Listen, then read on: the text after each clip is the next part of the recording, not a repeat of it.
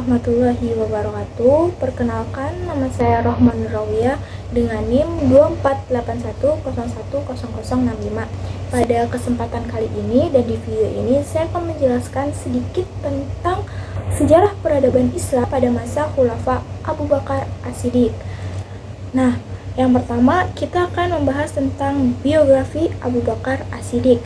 Abu Bakar As-Siddiq itu memiliki nama asli Abdullah bin Abi Quhafah. Beliau lahir di Mekah pada tahun kedua dari tahun gajah, atau bisa dibilang juga 2 tahun lebih muda dari Nabi Muhammad SAW. Abu Bakar juga merupakan salah satu sahabat terdekat Nabi dan termasuk orang pertama yang masuk Islam dari kalangan laki-laki dewasa. Beliau juga dikenal memiliki sifat yang jujur, amanah, rendah hati, dermawan, dan sangat setia kepada Rasulullah. Karena kesetiaan beliau tersebut dan selalu membenarkan ucapan-ucapan Nabi, beliau diberi gelar As-Siddiq yang berarti orang yang membenarkan. Nah, lanjut ke pembahasan yang kedua tentang proses pengangkatan Khalifah Abu Bakar As-Siddiq, yang dimana setelah wafatnya Nabi Muhammad, umat Islam itu mengalami kebingungan dan kesedihan yang mendalam, sehingga sebagian kaum muslim itu sulit menerima kenyataan tersebut, kenyataan akan wafatnya Rasul. Dan dalam situasi ini, Abu Bakar As-Siddiq itu menenangkan melalui pidatonya yang berbunyi, "Wahai sekalian manusia, barang siapa di antara kalian yang menyembah Muhammad, maka sesungguhnya Muhammad telah wafat. Namun barang siapa yang menyembah Allah, maka sesungguhnya Allah itu maha hidup dan tidak akan pernah mati selama-lamanya." Pidato tersebut memiliki poin penting bahwasanya memang pada saat itu umat Islam itu sedang berduka dan kebingungan atas wafatnya Rasul. Tetapi pidato tersebut juga mengingatkan bahwasanya keimanan umat Islam itu harus tetap teguh hanya kepada Allah Subhanahu wa taala. Dan sebelum Abu Bakar As-Siddiq dibaiat menjadi khalifah, terjadi perbedaan pendapat di antara kaum muslimin setelah wafatnya Nabi Muhammad. Awalnya kaum Ansar itu berkumpul di tempat yang bernama Saqifah Bani Sa'idah untuk membicarakan siapa yang akan menjadi pemimpin selanjutnya. Lalu mereka mengusulkanlah Sa'ad bin Ubaidah. Kenapa mereka memilih Sa'ad bin Ubadah? Karena mereka itu merasa bahwasanya Sa'ad bin Ubadah ini itu memiliki jasa yang besar dalam membantu Rasul dan juga kaum muhajirin pada saat hijrah ke Madinah. Nah, kabar ini itu sampailah kepada kaum muhajirin, dan di mana Abu Bakar beserta Umar dan juga Abu Ubaidah bin Al-Jarrah segera datang ke Saqifah, ke tempat tersebut. Dan ternyata di sana itu juga terjadi perdebatan karena setiap masing-masing kaum itu merasa memiliki hak untuk memimpin umat. Yang dimana kaum Ansor ini merasa berjasa karena telah melindungi Islam di Madinah. Lalu kaum muhajirin menilai bahwasanya pemimpin itu sebaiknya dari suku Quraisy karena mereka lebih dekat dengan Rasulullah. Lalu dalam situasi yang cukup tegang tersebut, Abu Bakar berbicara dan menegaskan bahwasanya Muhajirin dan Ansor adalah saudara dalam Islam dan keduanya memiliki jasa yang sama-sama besar untuk menjaga persatuan.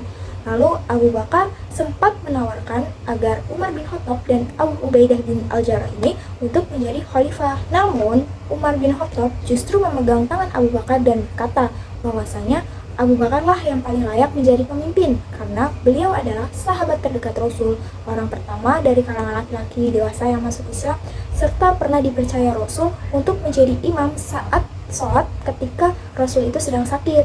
Lalu Umar akhirnya membaiat Abu Bakar dan diikuti oleh para sahabat-sahabat dan mayoritas kaum muslimin lainnya. Jadi meskipun sempat terjadi perdebatan antara kaum-kaum tersebut, akhirnya proses pengangkatan khalifah selanjutnya setelah wafat Rasul itu terjadi dengan cara musyawarah dan juga persatuan. Lalu yang ketiga ada tentang capaian-capaian Abu Bakar selama kepemimpinan. Jadi walaupun kepemimpinan Abu Bakar ini sebentar, yaitu sekitar 2 tahun, beliau berhasil mencatat banyak prestasi dalam sejarah. Pertama yaitu adanya perang Riyadhah, yang dimana pada saat Nabi wafat itu kan banyak suku-suku Arab yang keluar dari Islam. Lalu ada juga beberapa kaum yang menolak membayar zakat, bahkan muncul beberapa nabi palsu seperti salah satunya itu Musailamah Al-Kadzab. Abu Bakar dengan tegas memerangi mereka demi menjaga persatuan umat Islam. Lalu yang kedua itu ada tentang pengumpulan mushaf-mushaf Al-Quran. Jadi ini tuh disebabkan dalam perang tersebut itu kan banyak dari kalangan muslim itu yang wafat, khususnya para penghafal Al-Quran. Dan yang wafat itu sekitar 70 orang yang gugur di dalam perang itu. Dan Umar bin Khattab memiliki kekhawatiran akan hilangnya Al-Quran atau hafalan-hafalan Al-Quran tersebut. Sehingga Umar mengusulkan kepada Khalifah Abu Bakar untuk membukukan Al-Quran atau mengumpulkan mushaf tersebut. Tetapi Abu Bakar ini menolaknya karena Abu Bakar merasa bahwasanya Nabi Muhammad itu tidak pernah menyuruhnya, jadi beliau dengan tegas menolaknya.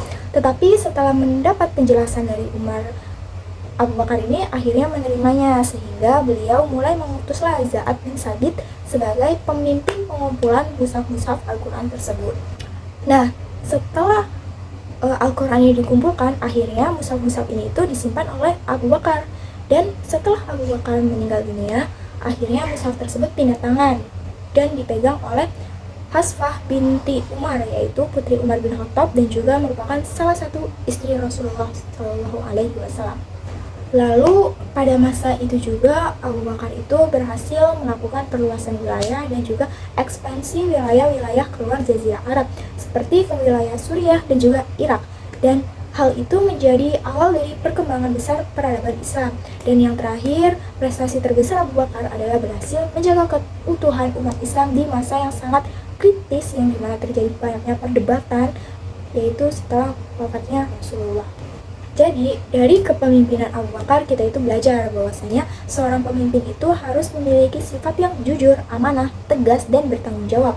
Walaupun memimpin dalam waktu singkat, Abu Bakar itu berhasil meletakkan dasar-dasar yang kuat bagi perkembangan peradaban Islam. Dan juga Abu Bakar merupakan salah satu sosok sahabat Nabi. Sekian materi yang bisa saya sampaikan, semoga bermanfaat. Wassalamualaikum warahmatullahi wabarakatuh.